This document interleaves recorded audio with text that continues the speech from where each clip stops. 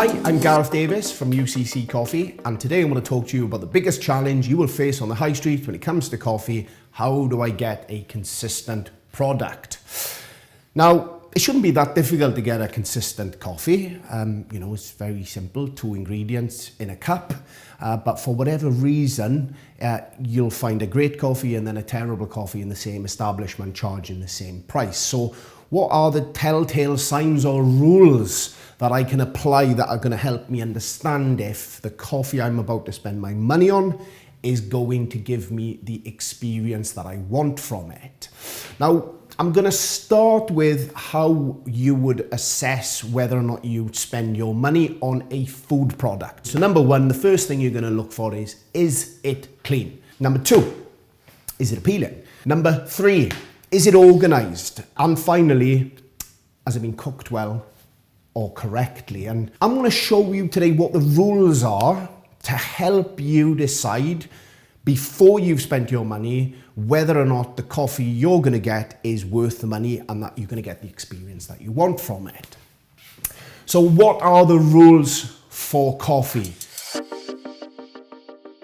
The first thing I'm going to look for is the setup. So I want to feel welcome. When I walk into a coffee shop, I do not want to be made to feel out of place or that I'm in some way trespassing or getting in the way.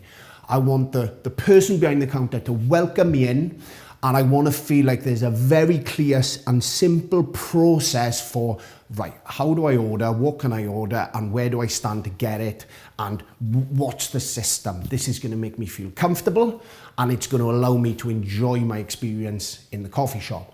But that also applies the other side of the counter. I don't want to see baristas crossing each other. I don't want to see chaos. I want to see calm. I want to see control, and I want to see baristas that are comfortable and happy to be in the environment that they're in. So that's a very simple one to kick things off, to decide, right, have these guys got it together?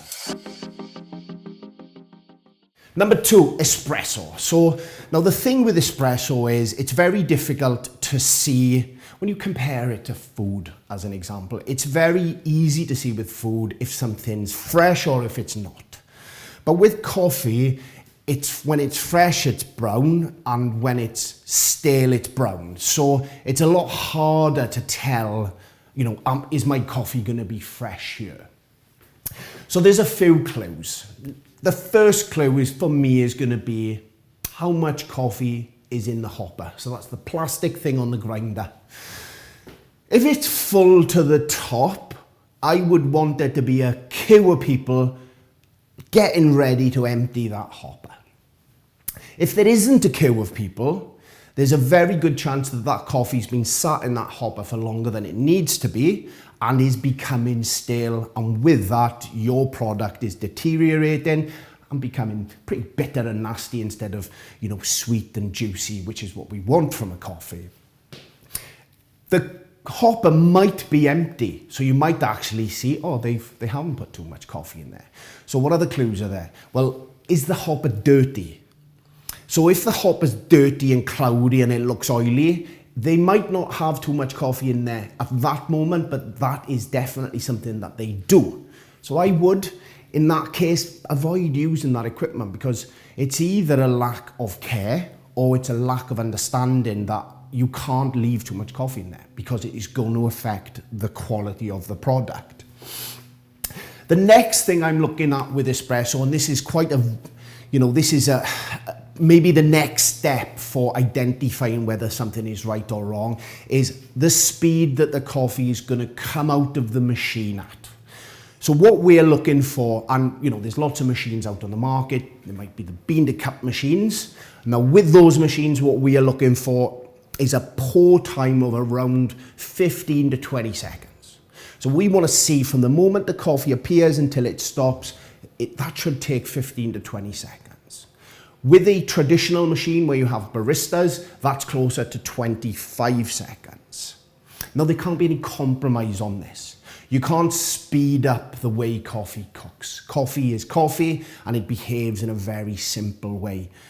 We want it to taste balanced, and for it to taste balanced, we have to take certain things out of the coffee And for that, we need time, which in this case is 25 seconds. So the most common you're going to find with an espresso is where the coffee comes out in 10 seconds. Avoid at all costs. That is going to be nasty, and it is going to need sugar or syrup. So that's a very simple pot that we can assess when it comes to, is my coffee going to be right just based on that ingredient. The third thing is the equipment. So the equipment for me is very simple. Is it clean? Is it tidy? Are the steam arms clean? Is the top, is that being polished or is it covered in dust? Is the working area clean? Then how does the equipment look? Does it look old and beaten up, or does it look new and shiny? Because what you've basically got there is you've got someone that cares and someone that doesn't. And I want my product to be cooked by somebody who cares. So this is a very simple assessment, and it's, having the right equipment. If you haven't got the right equipment, you can't make good coffee, and that's a fact. So keep an eye on what type of equipment it is, but I wouldn't get too worried about this one. It's just a quick assessment. Number 4, milk. So there's only two, as I mentioned earlier, there's only 2 ingredients in a cup of coffee, milk and coffee. The most popular drink's obviously a latte, so you've just got those 2 things. So what about the other ingredient, milk? How is that being prepared? Telltale signs for me. Is the milk in the fridge, or is it being left on the side? If it's been left on the side, it's coming up to room temperature, you're not going to get that smooth microfoam, that lovely indulgent texture that you want from your latte. You're more likely to get bubbles. And then finally, is the milk jugs, are they clean and tidy? Are they being washed regularly, or do they look grim with burnt milk on them and flaking? I mean, I don't really need to tell you not to buy a product from a milk jug where the milk's gone brown and it's all flaky. That's pretty obvious. But it's a case of almost setting out to look for these telltale signs, and that's a big one for me. Routines. So routines for me, it's not just about that organization that we're talking about here. It's about some basic telltale signs about the level of training that's been given.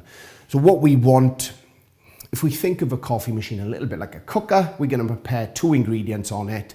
And what we want is those 2 ingredients to finish at the same time so we can put them in the cup and serve them. So what we're looking for is the coffee and the milk to be pouring at the same time, or for the coffee to be pouring and the milk to be made at the same time. So what you can quite often see as a telltale sign is lots of espresso shots lined up, and then a person heating a big jug of milk. And and that is never going to give you a satisfying outcome. But again, it's just looking for these things. So this is a very simple overview of some of the ways that I will decide whether or not I'm going to spend my money. And the crazy thing about this is, it's something that we're going to do 2 or 3 times a day for a lot of people for the rest of their lives. So actually getting these rules in place help us to start to apply some pressure on the high street that it's no longer okay to cut these corners. It's no longer okay, that we are becoming more knowledgeable, that we do have an expectation for the quality of the product that we're going to get and the money we're going to spend to get it. And this is one of the reasons actually that we created a brand new approach to how we talk about coffee and how we train coffee, a training program called Coffee Works. And fundamentally, I'd love to pretend that making coffee is some kind of science. It's not. Ultimately, it's more about hospitality than science. So our Coffee Works training is about giving you transparency to be able to understand these simple rules. And with these simple rules in place, you can only improve. You can only chase that consistency that you're looking for. And the result of that is you're going to get loyalty from the high street.